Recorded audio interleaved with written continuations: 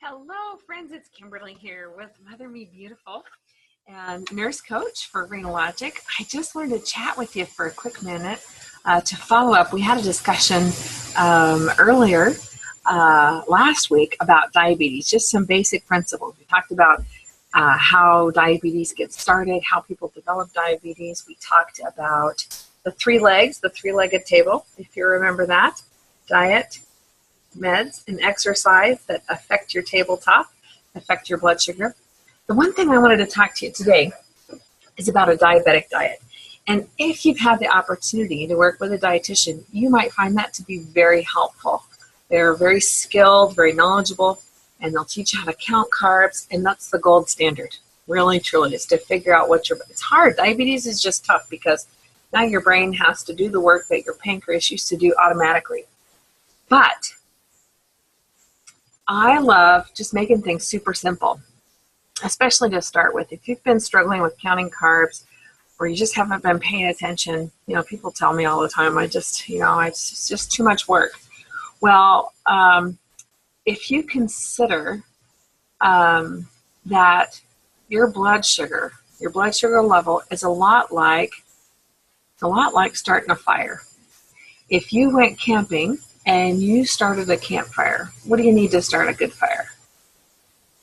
You need some kindling, right? Some paper if you have it, or lint, or whatever, something that's going to burn real fast, get real hot so that it'll light the bigger logs on fire, right? Your blood sugar is no different than that fire. And it's important to understand. I live up here in North Idaho, so a lot of families heat their homes with wood heat during the winter. And if I had a wood stove, and I wanted to keep my my house nice, I have a couple of choices. I could start my fire with kindling, and if I never threw a log on the fire, what's going to happen to my fire? It's going to go out, right? So I could sit there and I could feed it kindling all day. I couldn't go anywhere because if I left and I quit feeding it kindling, it's going to go out, right? And then the other thing that happens when you only feed it kindling is that the room gets so hot, nobody can stand to be in it, right? And you can't go anywhere, right? Now, if I threw a log on the fire at regular intervals, my house stays a nice, even temperature. I can go shopping or I can go out and come back and my house is still nice. That's a lot like maintaining a healthy blood sugar, right?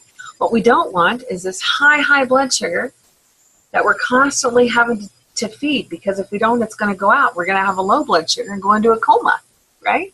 Well, I want to let you know, you have problems from having a too high blood sugar too. A lot of people focus on the lows, but either too low or too high will really cause you some trouble. And even a moderately high blood sugar over a sustained period of time does damage, just like rain will eventually wear down a mountain or a rock, right? A blood sugar that stays too high for too long will do damage to delicate structures like hearts, and eyes, and nerves, and kidneys, right? So if I wanted to keep a nice, even, temperate level for my blood sugar, just like with keeping my house warm in the winter, feeding it a log at regular intervals, right? We want to make sure that we're throwing a virtual log for our blood sugar. So some foods that we eat burn like kindling, and some foods burn like a log, okay? Foods that burn like a kindling have a high glycemic index. It's just a fancy way to say that they have a lot of effect on your blood sugar. They'll spike your blood sugar up real fast and they'll crash. They don't have any staying power. Low glycemic index foods have a low effect on your blood sugar. They have a slow, steady rise, and they're going to maintain your blood sugar for a while, just like a log will on your fire. So if you think about it, foods that have a high effect on your blood sugar, a lot of times, and the reason why we get into so much trouble is because we eat a lot of heavily processed foods.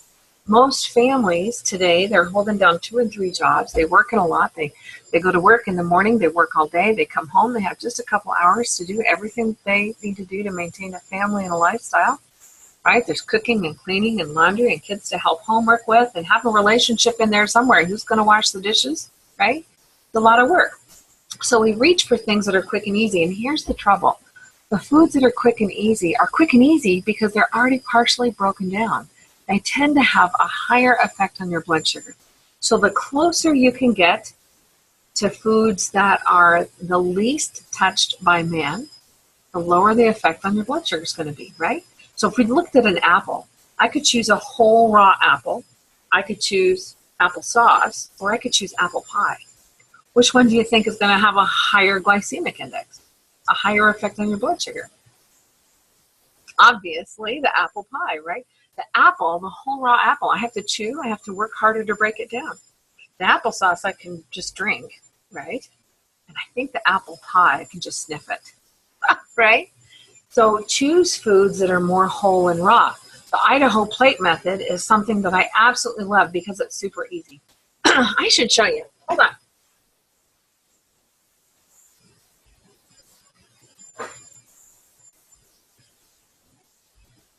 So the Idaho plate method was developed at the University of Idaho by a group of dietitians who found that people just, they didn't want to count carbs.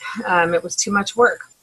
They wanted to develop a plan that people could just eyeball and tell if they were following a good, heart, healthy, diabetic diet.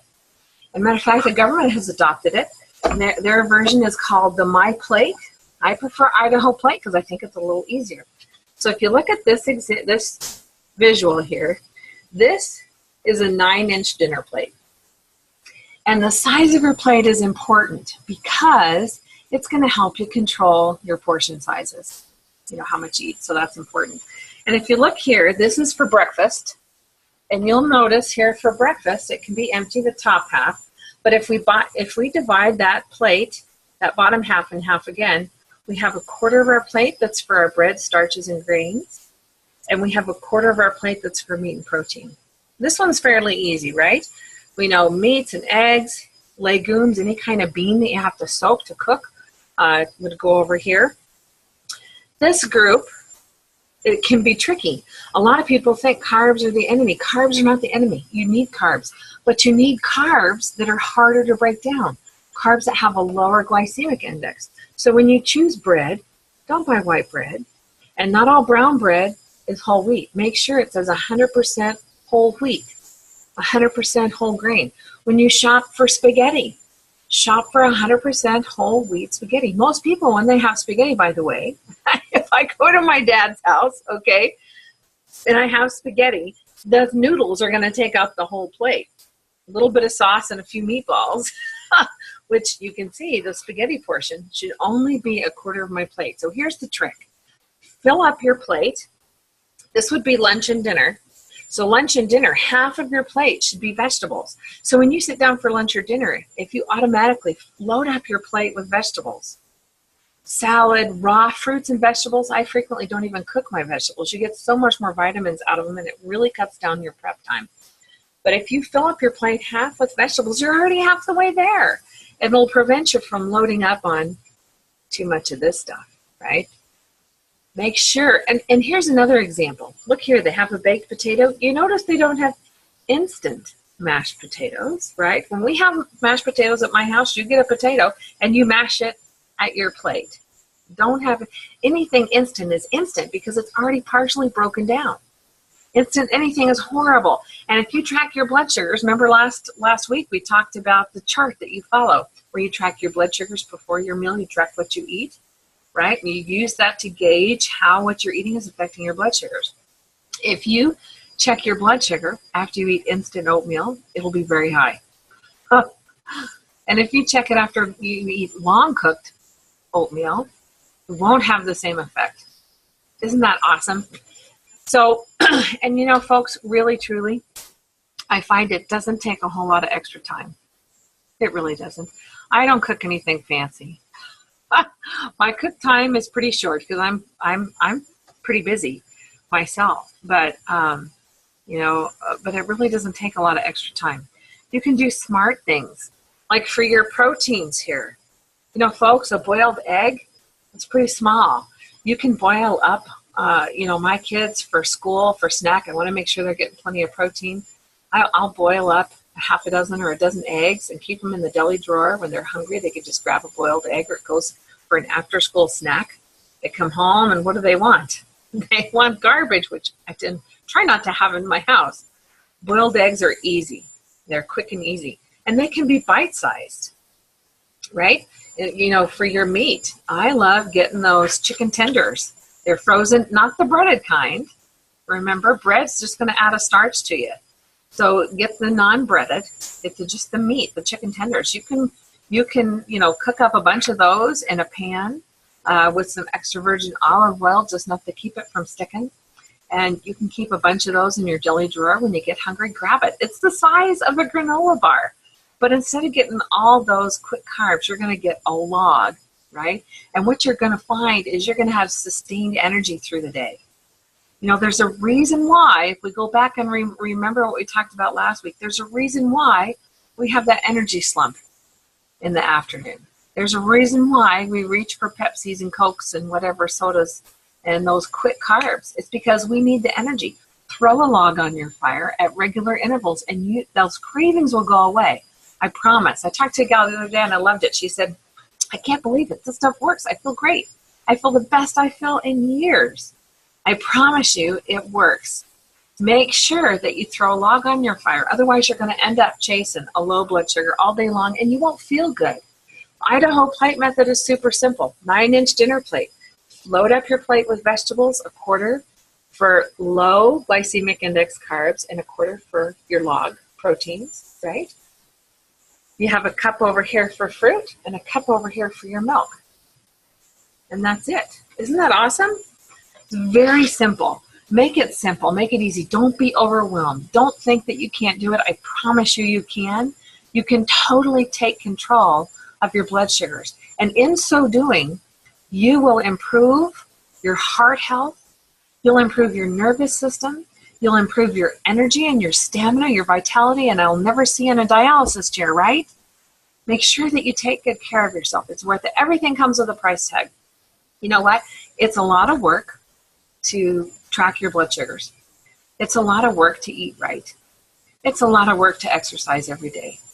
But I tell you what, I'd a whole lot rather pay that price tag than end up sick, in the hospital, end up on dialysis. Dialysis is a drag. You know, it's $90,000 to $100,000 a month. It's sitting in a chair 4 hours a day, 3 days a week. It'll totally change your lifestyle. You can feel better than you feel today. But it's got to start somewhere. If you want to feel different tomorrow, you got to do something different today. If you want help, feel free to ask questions. Make sure that you take your doctor as your partner. Partner up. Ask for help. Your doctor doesn't have a lot of time to teach. He just doesn't. You know, there's a doctor shortage and they work so hard. Most docs see an average of 30 to 40 patients in an 8-hour day. Plus they're making hospital rounds. They're answering faxes. They're answering phones for annoying nurses like myself. They're really, really busy. But ask for the help anyway. Ask to be referred to a dietitian. Get the knowledge that you need. Partner up. If your employer works with Renologic, I tell you, we have some of the best nurses I've ever worked with in my career. They're all very eager to help you take control of your health and reduce your risk for chronic kidney disease. So do what you can. Just start today. I believe in you, a squillion %. Have a beautiful day. Bye. Mwah.